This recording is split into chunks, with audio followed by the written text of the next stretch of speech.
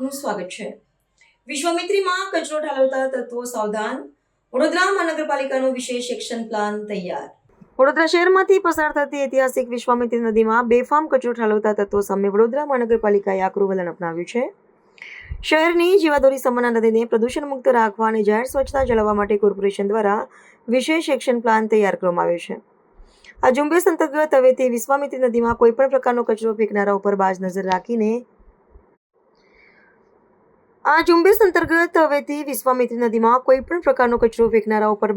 રાખીને તેમની સામે કડક દંડનીય કાર્યવાહી હાથ ધરવામાં આવશે। મળતી માહિતી મુજબ પાલિકાના સત્તાધીશોએ આગામી 15 દિવસની અંદર વિશ્વામિત્રી નદીના 13 જેટલા મુખ્ય અને સંવેદનશીલ સ્થળોએ હાઈ રિઝોલ્યુશનવાળા સીસીટીવી કેમેરા લગાવવાનો નિર્ણય લીધો છે। ભૂતકાળમાં પણ બ્રિજ પરથી નદીમાં કચરો ફેંકતા 25 જેટલા લોકોને કમાન્ડ એન્ડ કંટ્રોલ સેન્ટરના કેમેરા મારફતે ઝડપી પાડીને 25,000 રૂપિયા સુધીનો દંડ ફટકારવામાં આવ્યો હતો। આ સફળતાને પગલે હવે સર્વેલન્સ સિસ્ટમનો વ્યાપ વધારાઈ રહ્યો છે, જેથી ખાસ કરીને કન્સ્ટ્રક્શન વેસ્ટ, કાટમાળ કે અન્ય ઔદ્યોગિક કચરો ગેરકાયદેસર રીતે નદીના પટમાં ઠાલવતી પ્રવૃત્તિઓને સંપૂર્ણપણે ડામી શકાય। કોર્પોરેશનના ત્વરિત પગલાંને શહેરના પર્યાવરણ પ્રેમીઓ અને સ્થાનિક નાગરિકોએ આવકાર્યો છે। તંત્ર દ્વારા સ્પષ્ટ ચેતવણી ઉચ્ચારવામાં આવી છે કે જે કોઈ પણ વાહન ચાલકો કે ઇસમો નદીમાં ગંદકી કરતા ઝડપાશે તેમના વાહનની નંબર પ્લેટના આધારે આરટીઓમાંથી વિગતો મેળવીને સીધો દંડ ફટકારવામાં આવશે।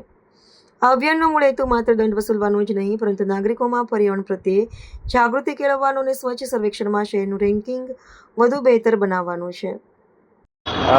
જે વિશ્વામિત્રીમાં ગત વર્ષે જે કામગીરી કરવામાં આવેલી છે એ કામગીરી દરમિયાન આપણે 22,000 મેટ્રિક જેટલું કન્સ્ટ્રક્શન ડિમોલિશન વેસ્ટ તેમજ 960 ટન જેટલો પ્લાસ્ટિક વેસ્ટનો નિકાલ કરવામાં આવેલો હતો।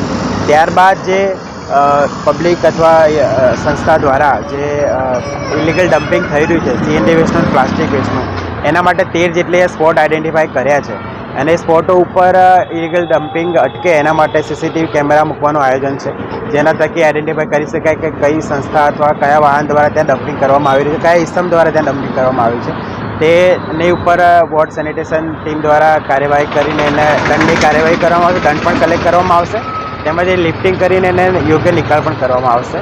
અને નદીમાં જે આ 13 સ્પોટ સિવાય પણ બીજા બધા સ્પોટ ઉપર પણ એનું મોનિટરિંગ હમણાં સર્વેલન્સ ચાલુ છે। અમારા એન્જિનિયર દ્વારા સર્વે પણ કરવામાં આવેલ છે કે આવું કોઈ નવો સ્પોટ આઈડેન્ટિફાય થાય અથવા કોઈ ડમ્પિંગ થતું હોય તો જે તે કન્સર્ન વોર્ડના વોર્ડ ઓફિસર અને વોર્ડ એન્જિનિયરિંગ ટીમને સંપર્ક કરીને સંકલન કરીને એનો નિકાલ કરવામાં આવી રહ્યો છે।